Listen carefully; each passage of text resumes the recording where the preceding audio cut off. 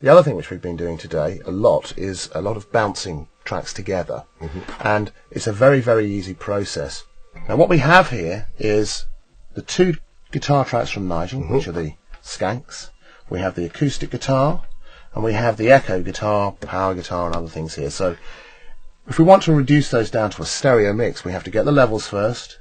And for each channel, we've actually assigned EQ, and we've assigned dynamics processing. Once we've done that, we can then submix those down. So simply what we do is we select from one of these 4 buttons either to send these tracks to the left-right bus, or what I've done in this case is take them out of the left-right bus and assign them to a subgroup, which is 5 and 6. You remember the fader banks? We are now looking at tracks 1 to 12. If we go to the group bank, here we have all the guitars routed to here. So if I put this into play, I can take it down and boost it up. Okay?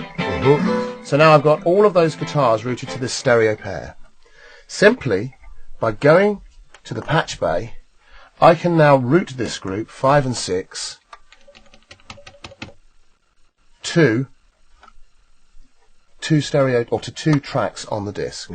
And so I can bounce all of those 6 tracks via a group down to disc. And once I've done that, I've then got a stereo mix of all the guitars.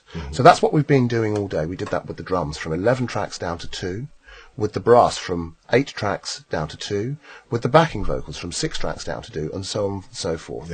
So now what we've ended up with is a mix where we've actually got the equivalent of something like 70 tracks. But if at any point when we're doing the mix we suddenly decide we don't like the submixes we've done, for the backing vocals aren't quite working, we can always go back to those by going to virtual tracks and pulling across the original tracks back across into here, making them live, redoing the mix, saving it as another stereo pair, and on we go. So that enables us to get an awful lot of floor space out of this. So you've got 24 tracks over there, I've got 24 tracks here. The difference is I can run 256 virtual tracks, which is how you've seen us working today.